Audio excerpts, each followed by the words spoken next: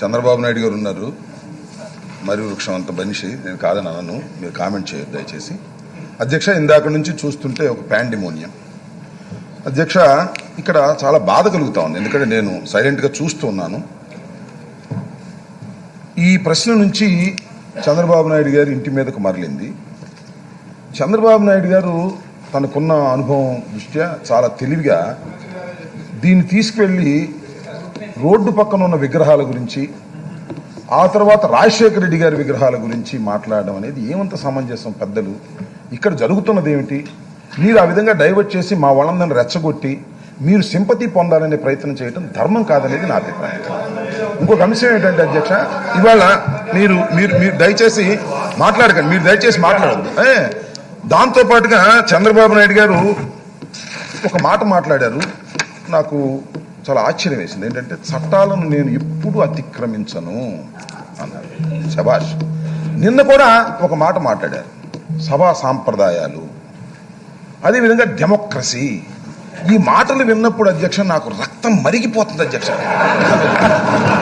ఎందుకంటే నాకు అర్థం కాదు ఏంటంటే, చట్టాలను గౌరవించేటటువంటి గౌరవ చంద్రబాబు నాయుడు గారు మా పక్కనున్న 23 తీసుకుపోయి 4 మంత్రిగా చేసి మీరు చట్టాలను గౌరవిస్తున్నారు అంటే మీరు ఎలా నమ్మాలి? నాకు అర్థం కాదు అధ్యక్ష. అధ్యక్ష, సబ్జెక్ట్ అంటే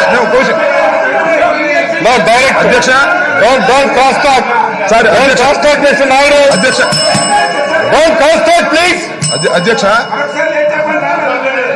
ఏమండి, మీరు ఒకసారి లేవండి సార్ ప్లీజ్, మీరు ఒకసారి లేవండి. అచ్చెన్నాయుడు గారు డైరెక్ట్ గా వంగి అక్కడికి వెళ్తున్నాడు అధ్యక్ష. ఏంటి నాకు అర్థం కాలేదు.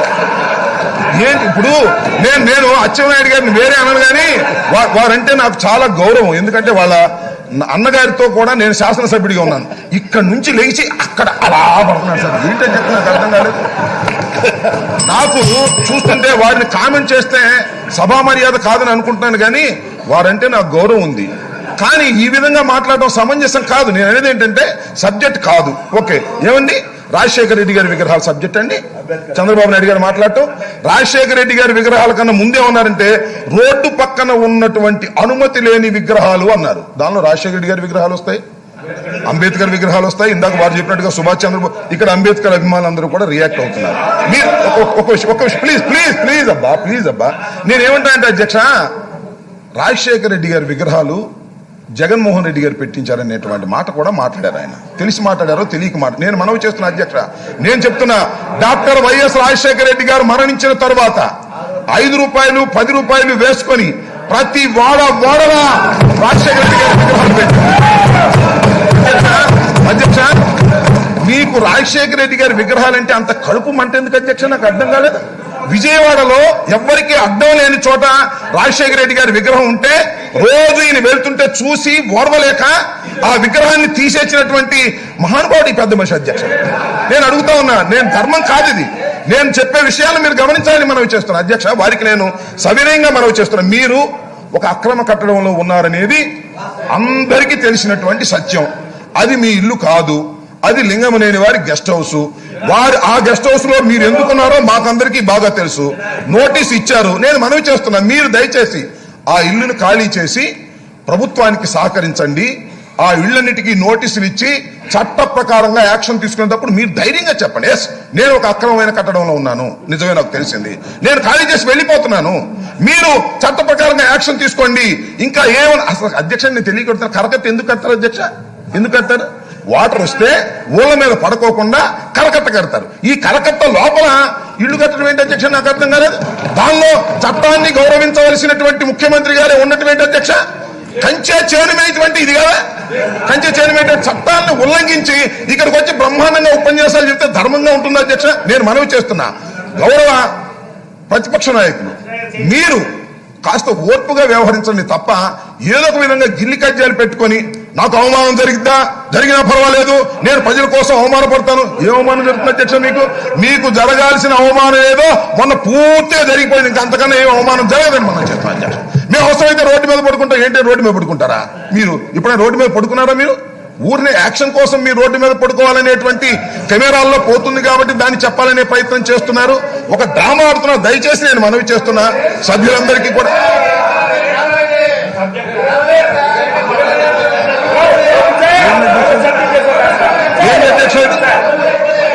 సభను ఎలా నడపాలి అధ్యక్ష? నేనేం మాట్లాడాను అధ్యక్ష? ఏమిటండి ఇది? ఏమిటండి నాకు అర్థం కాలేదు. ఇది ఆయన ఇదిగో ఈయనేదో ఏదో చేయొత్తున్నాడు అధ్యక్ష, నాకు అర్థం కాలేదు. నేను మాట్లాడుతుండగా ఈయన చేయొత్తాడు, ఆయన నన్ను మాట్లాడినివ్వండి. Please allow me to talk. మీకు అవకాశం ఇస్తారు, మాట్లాడండి. అచ్చెన్నాయుడు గారితో చాలా ఇబ్బందిగా ఉందండి. అచ్చెన్నాయుడు గారితో చాలా ఇబ్బందిగా ఉంది. ఇది మంచి పద్ధతి కాదు అచ్చెన్నాయుడు గారు. నేను మనవి చేస్తున్నా, మీకు మైక్ ఇవ్వకపోయినా కూడా గాండ్రిస్తా ఉన్నారు, రంకెలేస్తా ఉన్నారు.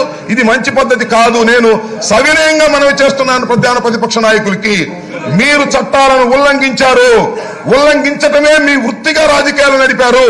చివరికి మీరు ఉండే ఇల్లు కూడా చట్టాలను ఉల్లంఘించి చేస్తున్నారు. దయచేసి ఇల్లు ఖాళీ చేసి ప్రభుత్వానికి సహకరించండి.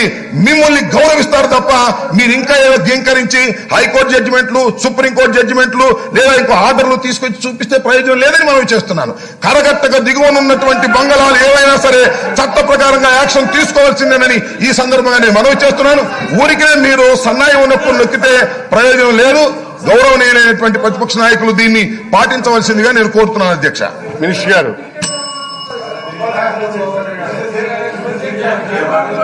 మీరు కంక్లూడ్ చేయండి సార్, మీరు కంక్లూడ్ చేయండి. How long you will be dragging the issue like this?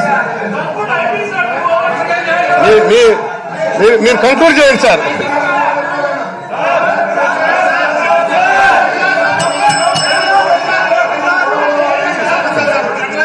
మీరు కంక్లూడ్ చేయండి సార్ ప్లీజ్.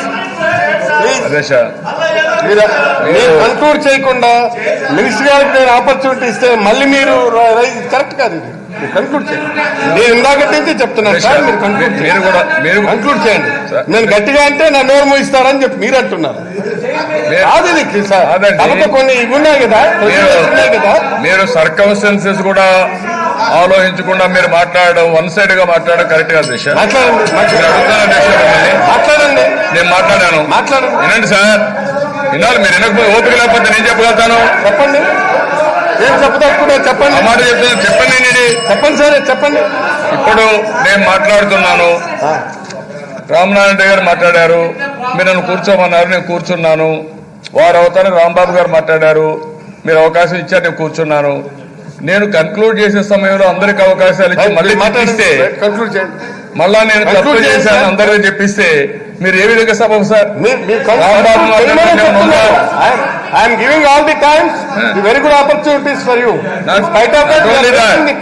అవతల వాళ్ళు మాట్లాడండి, మీరు కూడా వినాలి. అవతల వాళ్ళకి నాకంటే ఎక్కువ అవకాశాలు ఇచ్చి నన్ను తిట్టించి మళ్ళీ నన్ను కన్క్లూడ్ చేయమంటారు.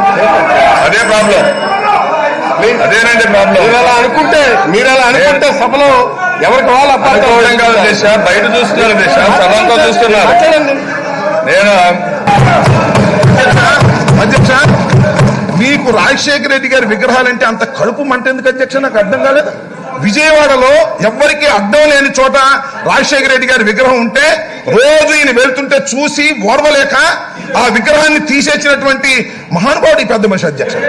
నేను అడుగుతా ఉన్నా, నేను ధర్మం కాదు ఇది, నేను చెప్పే విషయాలు మీరు గమనించాలని మనవి చేస్తున్నా అధ్యక్ష. వారికి నేను సవినయంగా మనవి చేస్తున్నా. మీరు ఒక అక్రమ కట్టడంలో ఉన్నారనేది అందరికీ తెలిసినటువంటి సత్యం. అది మీ ఇల్లు కాదు, అది లింగమనేని వారి గెస్ట్ హౌస్. వారు ఆ గెస్ట్ హౌస్ లో మీరు ఎందుకున్నారో మాకందరికీ బాగా తెలుసు. నోటీస్ ఇచ్చారు. నేను మనవి చేస్తున్నా, మీరు దయచేసి ఆ ఇల్లును ఖాళీ చేసి ప్రభుత్వానికి సహకరించండి. ఆ ఇళ్లన్నిటికీ నోటీసులు ఇచ్చి చట్ట ప్రకారంగా యాక్షన్ తీసుకునేటప్పుడు మీరు ధైర్యంగా చెప్పండి, ఎస్ నేను ఒక అక్రమమైన కట్టడంలో ఉన్నాను, నిజమే నాకు తెలిసింది, నేను ఖాళీ చేసి వెళ్ళిపోతున్నాను, మీరు చట్ట ప్రకారంగా యాక్షన్ తీసుకోండి. ఇంకా ఏమన్నా అసలు అధ్యక్ష నేను తెలియకొడుతున్నా, కరకట్ట ఎందుకు కడతారు అధ్యక్ష? ఎందుకు కడతారు? వాటర్ వస్తే ఊళ్ళ మీద పడుకోకుండా కరకట్ట కడతారు. ఈ కరకట్ట లోపల ఇల్లు కట్టడం ఏంటి అధ్యక్ష? నాకు అర్థం కాలేదు. దానిలో చట్టాన్ని గౌరవించవలసినటువంటి ముఖ్యమంత్రి గారే ఉన్నటువంటి అధ్యక్ష. కంచె చేనుమైనటువంటి ఇది కదా, కంచె చేనుమైనటువంటి చట్టాలను ఉల్లంఘించి ఇక్కడికి వచ్చి బ్రహ్మాండంగా ఉపన్యాసాలు చెప్తే ధర్మంగా ఉంటుంది అధ్యక్ష. నేను మనవి చేస్తున్నా, గౌరవ ప్రతిపక్ష నాయకులు మీరు కాస్త ఓర్పుగా వ్యవహరించండి తప్ప ఏదో ఒక విధంగా గిల్లి కజ్జాలు పెట్టుకొని నాకు అవమానం జరిగినా పర్వాలేదు, నేను ప్రజల కోసం అవమానపడతాను. ఏ అవమానం జరుగుతుంది అధ్యక్ష? మీకు జరగాల్సిన అవమానం ఏదో మొన్న పూర్తిగా జరిగిపోయింది, ఇంకా అంతకన్నా ఏం అవమానం జరగదని మనం చెప్తాం అధ్యక్ష. మేము అవసరమైతే రోడ్డు మీద పడుకుంటాం. ఏంటి రోడ్డు మీద పడుకుంటారా మీరు? ఇప్పుడైనా రోడ్డు మీద పడుకున్నారా మీరు? ఊరిని యాక్షన్ కోసం మీరు రోడ్డు మీద పడుకోవాలనేటువంటి కెమెరాల్లో పోతుంది కాబట్టి దాన్ని చెప్పాలనే ప్రయత్నం చేస్తున్నారు. ఒక డ్రామా ఆడుతున్నారు. దయచేసి నేను మనవి చేస్తున్నా సభ్యులందరికీ కూడా